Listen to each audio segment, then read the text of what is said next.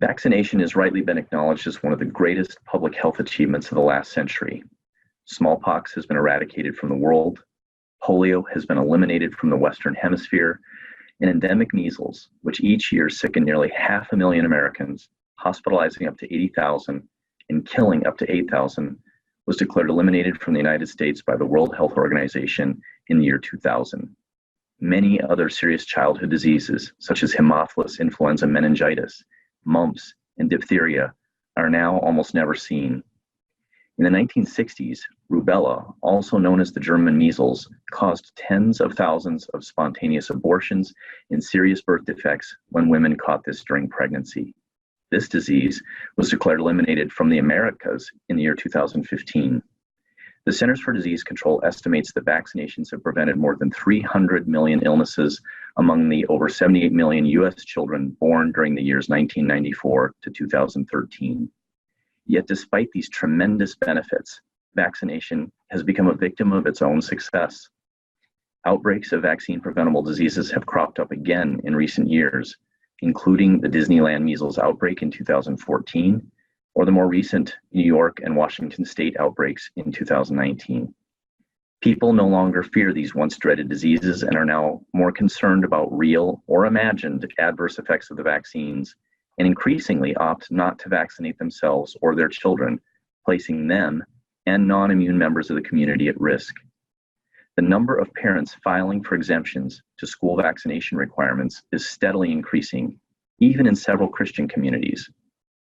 Most of the time, parents choose not to vaccinate their children due to misinformed doubts about the necessity, efficacy, and especially the safety of the vaccines. It should be stated in the strongest terms that the overwhelming consensus of the medical and public health communities are that vaccines are indeed still needed, and we have overwhelming scientific data demonstrating that they are safe and their benefits far outweigh any risks. But it should be noted that some parents also have concerns about the morality of using vaccines that have been grown in cell cultures that were derived from aborted fetuses. And we need to take these concerns very seriously. Faithful Catholic parents raised these concerns to the Vatican in 2003, and the Pontifical Academy for Life responded in 2005 in a letter titled Moral Reflections on the Use of Vaccines Prepared from Cells Derived from Aborted Fetuses. In this address, the Pontifical Academy notes, first, this is an issue only for a minority of recommended vaccines, chiefly the rubella component of the measles, mumps, rubella vaccine, chickenpox, and the hepatitis A vaccines. Although certainly objectionable, the abortions took place more than 50 years ago, and production of the vaccines involves no additional abortions. They note further that parents are so far removed from the original evil act of these two abortions that occurred in the 1960s, producing these ongoing cell lines, that it is morally acceptable for parents to use these vaccines if no other options are available.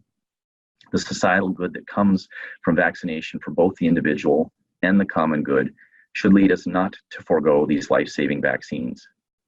The National Catholic Bioethics Center has similarly affirmed these conclusions from the Pontifical Academy. As faithful Christians and faithful Catholics, we need to take the argument even further. It is not only a good idea to protect ourselves and our children with vaccinations, but we have a moral duty to vaccinate ourselves and our children for the good of others, for the common good. And this duty is rooted solidly in our inherited Catholic social teaching. Vaccines work at two levels. First, by protecting the individual, but maybe even more importantly, they work at the population level. You see, when enough individuals in a community are immune to a disease, then that disease may be deprived of any chance to spread from one individual to another. This concept is called herd immunity, or sometimes called herd protection. Herd immunity is dependent upon how contagious that disease is. Measles, for example, is highly contagious, where we need almost 95% of a community to be immune to prevent outbreaks from occurring. This herd immunity is critically important for those who cannot themselves be vaccinated or who don't respond well to the vaccine, such as the immunocompromised, the elderly, or children who are too young. They depend on the rest of us who are vaccinated to cocoon them, that is, to prevent them from ever being exposed to these serious infections. Christ admonishes us in the Gospels that, truly I tell you, whatever you did for one of the least of these brothers and sisters of mine, you did for me. Certainly, the least of these should include those among us who, due to illness, debility, or age, cannot receive the benefits and protection from certain vaccines, and therefore rely on the rest of us for their protection. What science refers to as herd protection is also in keeping with what St. Paul tells us in his first letter to the Corinthians about the body of Christ. He says, "And if one member suffers, all the members suffer with it. If one member is honored, all the members rejoice with it. Now you are Christ's body and individually members of it." These ideas have deep roots in Catholic social teaching, a core concept of which is solidarity. Solidarity is the idea that we are all in this together, with duties out of love towards the common good of all.